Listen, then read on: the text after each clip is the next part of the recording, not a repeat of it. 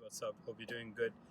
So today I'm making this video because I'm getting my BMW, which is the 320d xDrive, and it's the G20 series, which is the latest 2019 model. It was a little bit background about the car. It's been manufactured in the last quarter of 2018. But was announced in the motor shows, the major motor shows, roughly in I think so it was 2018 when they announced it. And so after that, the dealers basically got a chance to get those vehicles in hand, and from there on, they were in stock. So this specific vehicle had been parked since very long, and I'm gonna get it today. I've already booked it. Right now, currently, I'm driving a BMW 330d, which is an electric drive car. It's hybrid, it's a plug-in hybrid, and the mileage on this, I made a separate video for that, is not more than 30 miles per gallon.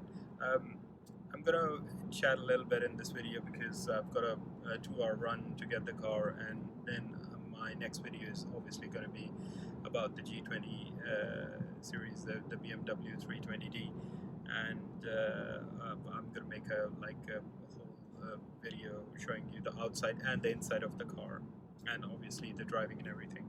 Unfortunately, I don't have the action cameras at the moment, but hopefully once when I get those, then I can post more videos. But going back into this 330 E, which is the plug-in hybrid, it's a brilliant car. Don't get me wrong. Any car which is manufactured from BMW after 2016 has significant improvement.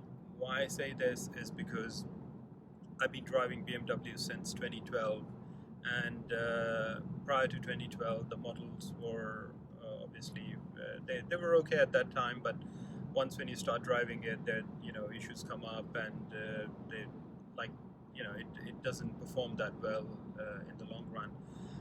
The 2012 model had its own problems. It was very noisy, the interior was very noisy, the steering was very heavy, and so there were other issues. But this 2016 model, with the upgraded navigation, and obviously if you have a 2016 December model onwards, then you would be having Apple CarPlay integrated with your navigation, which is the iDrive 4, right?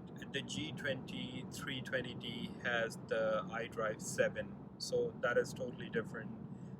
It's got tons of features, and that is on a different level altogether.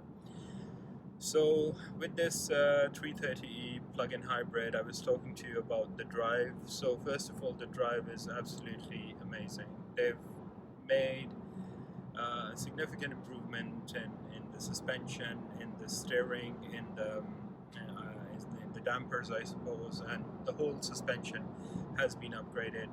The car might not look very different as compared to the 2012 and the 2016 model, or the 2014 and the 2016 model, which lots of people will say, but rest assured, I can guarantee you, if you're not buying the new one, you can go for the 2016, 17 or 18 model of BMW, any series. It could be a 320d, 330d, a 340d, or 340i, or xDrive, or any model. The drive will be absolutely top-notch. I can guarantee you that. I remember in the 2012 model, the steering was very heavy, and in this one, when I switch from comfort to sport, it does get slightly heavy, and the suspension gets slightly tighter. But in comfort mode, the steering is it's brilliant. It's amazing. I love the car. There's no doubt in it. The only problem is that with this 330e, the issue is that the fuel consumption is very heavy, and it's giving me 30 miles per gallon. The key for me to keeping a car is that I need a packaged car which gives me all the features in one, and that is why I'm getting the 320d, because it's got xDrive, it's got the fuel consumption is low, it's a 320d, and so on, and it's diesel. Obviously diesel consumptions are much more fuel efficient than petrol versions. The thing about plug-in hybrid is, let me tell you something about the plug-in hybrid, and this is what I'm going to talk is just keeping in mind it's all genuine, and I'm not making this stuff up, and this is all by experience. Uh, there are a lot of problems in keeping a plug-in hybrid car. So the number one reason for the plug-in hybrid cars at the moment, the BMW or any other plug-in hybrid, that's a Toyota or a Honda or whatever it is, but we are talking about the BMW, is that with this specific model, the battery capacity is 3.7 kilowatts. What that means is that the charging time is roughly 1 hour on a fast charger, and then you have it'll go 20 miles. Well, what it says 20 miles, but it'll roughly go it'll run for like 13 or 14 miles, no more than that in city with air conditioning, and not in air conditioning as well, but a city drive. Maybe on the highway it might give you +1 miles, that's it. So in terms of charging the car, I've told you the time, that's the mileage, and with well, on the internet it says 140 miles per gallon. That's not true, because you really can't get 140 miles per gallon. There is no way to calculate that 140 miles per gallon. I tried it. On a full tank, if you don't use electric, it'll give you roughly 200 miles, and with the electric drive in the whole tank, off and on, it'll give you like 50 miles. So what I do is, previously I purchased a cable, I went to these charging points. Now regarding charging points, I'm just going to move the conversation slightly a little bit. It is linked to our the EV discussion which we're having. So with the charging points, you have a number of charging points in London. There is a company called ZapMap, and they have all these maps, all these different locations where you can go and charge. The downside is you don't know that if that charger is working or not working, somebody's taken it or not. It does show, but that's not accurate. Secondly is that once when you reach there, you have to make an account with that specific provider. You have to load your credit card, your details, and from there on, the post gets activated, and then you can charge it. And sometimes what happens is it just doesn't charge.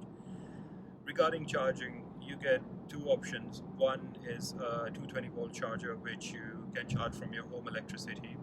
Now, when you're charging from your home electricity, you have to change the settings in the iDrive so that the vehicle system basically doesn't take in the 3.7 kilowatts from the home, because if that's the case, your wiring in your home would get heated up. So you have to change the settings on the iDrive. But when you're using an external charger, say a normal charger or a rapid charger, so you can put it to the high settings. Otherwise, when you're charging in home, you need to use the low settings. So that's one thing out of the way. Secondly, when you are obviously outside, you need a cable. Roughly, do not use the 1 or 3 meter cable. You need minimum of 5 meter of cable, because the charging cap is on the other side in the BMW, and when you charge the vehicle, it sometimes can be a bit tricky, or a car might be parked in front of you, and that might be a headache. So once when you charge that, and it usually takes roughly 3-4 pounds for a charge of 20 minutes, which is not very economical. And the main thing is you're spending a lot of time just hanging around there and charging your vehicle. So that's the major drawback. Secondly, the mileage, there's no mileage. Third, because it's coupled with an electric engine, it doesn't give you a much significant change. If you're driving in London, because I live in London, so you get the clean air discount for driving an electric vehicle, which can cover more than 20 miles on a battery. So where this BMW is capable of doing that, that's why you get the clean vehicle discount on that. So that was the consumption. Then comes the overall build quality and the drive. As I told you previously, the difference between the 2012 and the 2016 model is significant, and because of that, the interior is very quiet. This car is not actually a city car. This is more if you want to do motorway miles, and you you have long runs, then I would really suggest you to get this BMW. Otherwise, I think you can get another smaller car and you don't need to spend that much money. The dashboard materials, the panels, the side door panels, the carpet, the seats, the build quality is absolutely amazing, so there is no doubt in that. So guys, this was my quick video which I want to share with you, my thoughts and my experiences about the BMW 330e. And if you have any questions, let's just leave it in the comment section below and I'll reply back to you. Bye for now, guys.